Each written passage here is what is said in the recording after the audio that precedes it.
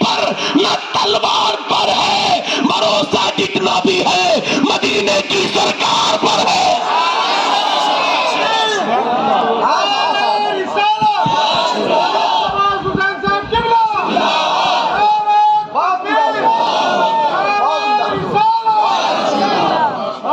کون سا وہ بدر کا مقام جس میں آج بھی جلی لفظوں میں لکھا ہوا ہے قرآن کی وہ آیت وَلَقَدْ نَصَرَكُمُ اللَّهُ بِبَدْرٍ وَأَنْتُمْ أَذِلَّةٌ۔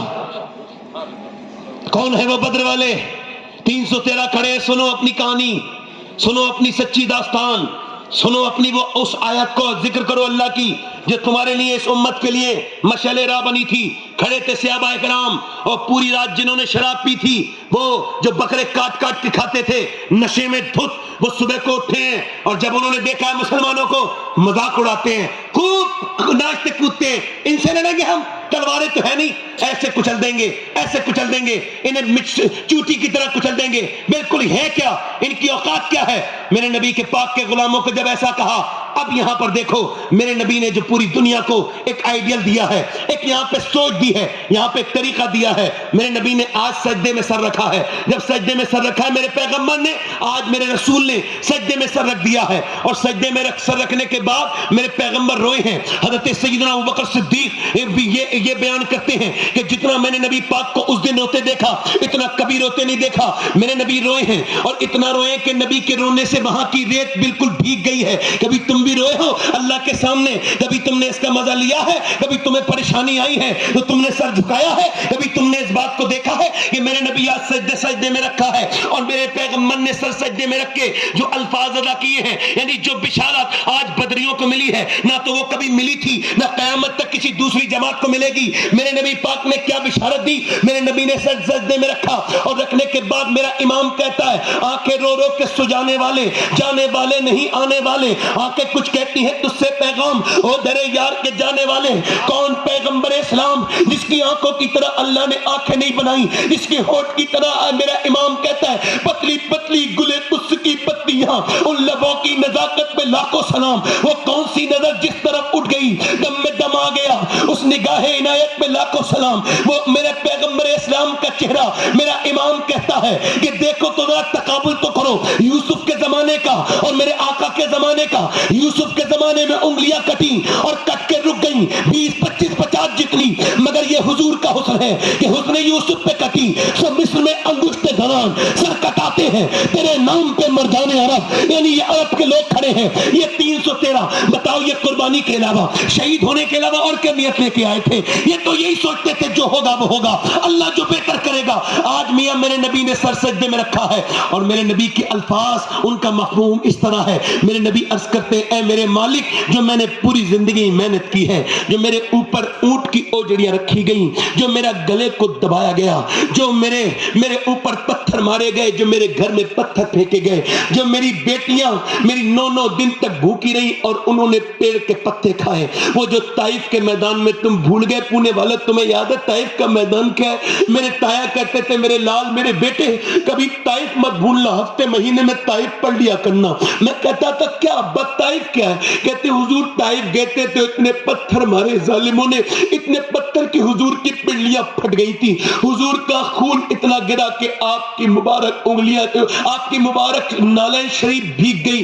اللہ اکبر۔ میرے نبی آقا کہتے میرے مالک وہ جو طائف میں نے پتھر برداشت کیے وہ سب 13 سال کی محنت کا یہ 313 میرے لوگ ہیں، یہ 313 ہے میرے، یہ میرا ابو بکر، یہ میرا عمر، یہ میرا علی، یہ میرا بلال، یہ میرا امیر حمزہ، یہ میری پوری زندگی کی کمائی ہے۔ میرے مالک اگر یہ آج شہید ہو گئے تو قیامت تک کوئی تیرا نام لینے والا نہیں ہوگا۔ اللہ کے پیغمبر نے آج سجدے میں سر رکھ کے ایسے رونا شروع کیا ہے، اللہ اکبر، ریت بھیگ رہی ہے اور معلوم ہے پھر قیاس کرتے ہیں دیکھ تو میرے مالک یہ 313 تیرے نام کے سہارے آئے ہیں، انہیں کچھ اور نہیں چاہیے، تیری رضا چاہیے۔ دیکھ ان کے پیٹ پتے بالکل پیٹ سے لگے ہوئے ہیں، بھوکے پیاسے میرے یار آئے ہیں، ان پر مدد کر دے، ان پر رحم کر دے، مہربانی کر دے۔ میرے نبی روئے ہیں، میرا امام کہتا ہے اجابت کا صحرا عنایت کا جوڑا دلہن بن کے نکلی، دعائے محمد اجابت میں جھک کے گلے سے لگایا، بڑی ناز سے جب دعائے محمد میرے پیغمبر نے سر سجدے میں رکھ کے کہا مالک میری مدد کر، ان لوگوں کی مدد کر۔ جب حضور نے یہ دعا کی ہے، اچانک حضرت مولا علی کہتے حضور اٹھے اور مسکرائے، اور جب حضور مسکرائے اچانک ایک ہوا چلی اور گرد اڑی، غبار اڑی میدان بدر میں۔ ہم نے کہا حضور یہ کیا ہے؟ ارشاد فرمایا اللہ نے میرے پہلے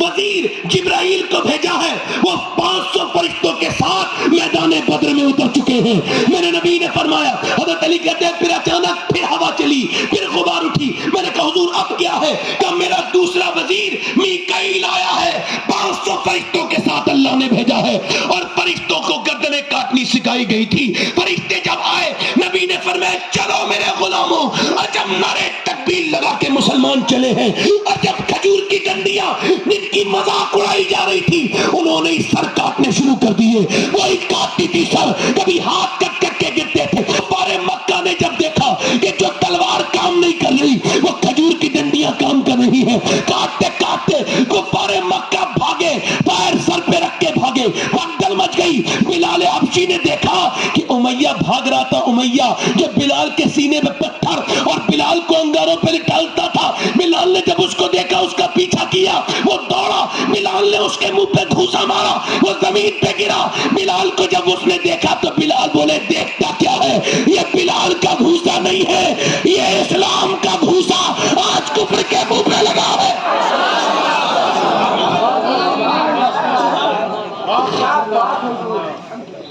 70 مارے گئے۔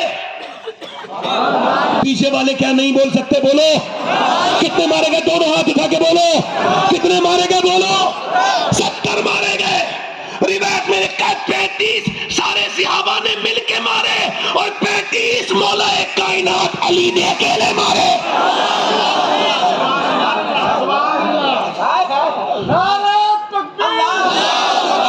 کبھی ہم میں تم میں بھی چاہت تھی یا علی،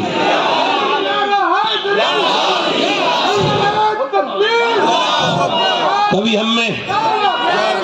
ہم میں تم میں بھی چاہت تھی، کبھی ہم میں تم میں بھی راہ تھی، کبھی ہم بھی تم بھی تھے آشنا، تمہیں یاد ہو کہ نہ یاد ہو۔ آج تم 57 ملکوں میں ذلیل ہو رہے ہو، مگر 313 تھے تو تم نے تاریخ لکھ دی تھی نہ کچھ تیگ زنی اپنی حکومت کے لیے، سربا کے کب پھرتے تھے کیا دہر میں دولت کے لیے؟ دشت و دشت دریا بھی نہ چھوڑے ہم نے، بحر ظلمات میں دوڑا دیے گھوڑے ہم نے۔ وہ کون صحابہ تھے جن کی لاشیں مدینے واپس نہیں آئیں؟ مگر جب مدد کب کی اللہ نے؟ جب تم سجدے میں گئے، مگر تم نے اب سجدے کرنے چھوڑ دیے۔ تمہاری بیٹیوں، تمہارے گھروں میں اب پاکستانی سیریل چل رہے ہیں، تمہارے گھروں میں فلمیں چل رہی ہیں، ڈرامے چل رہے ہیں۔ میں کیوں تقریر کرنے لگا ہوں بھائی؟ مجھے پتا ہے کہ عورتوں کو تم نہیں بدل سکتے، مگر میں کل مروں گا، قبر میں جاؤں گا، حضور آئیں گے، حضور کے علاوہ میری کوئی مراد نہیں ہے، بس حضور ہی میری مراد ہے۔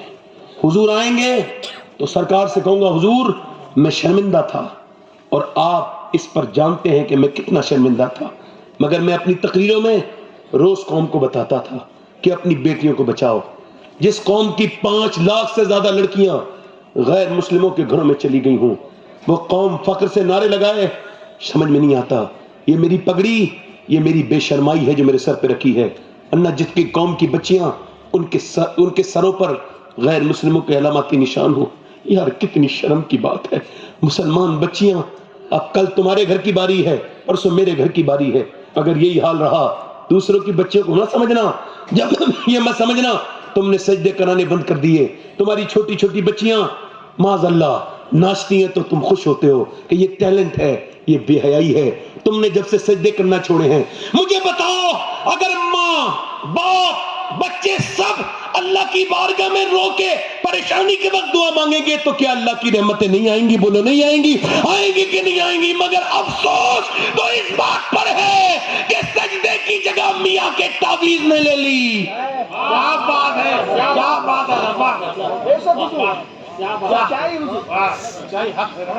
افسوس تو یہ ہے 1000 روپے میں بیچنے والا تعویذ سجدے کی جگہ لے گیا۔ سجدے کو ریپلیس کس سے کیا ہے؟ افسوس ہے اس قوم سجدہ.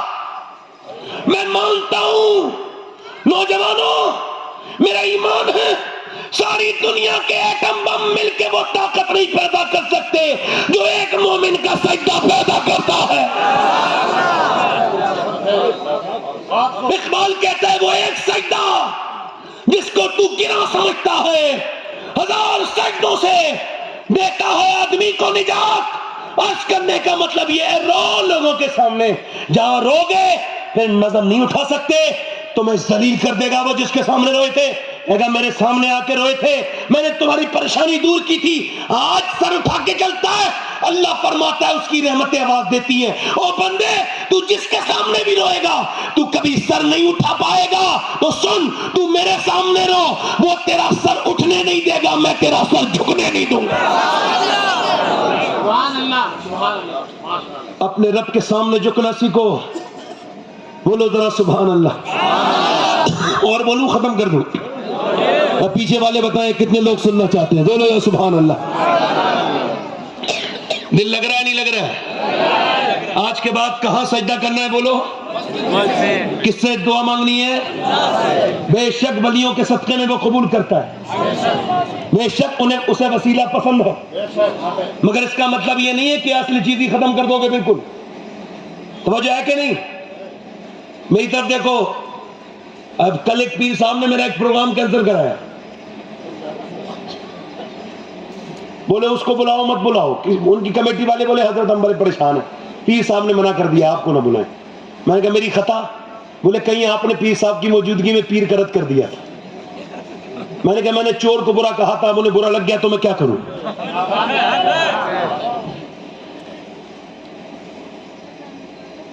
آؤ میں عمر کی بات سناتا ہوں.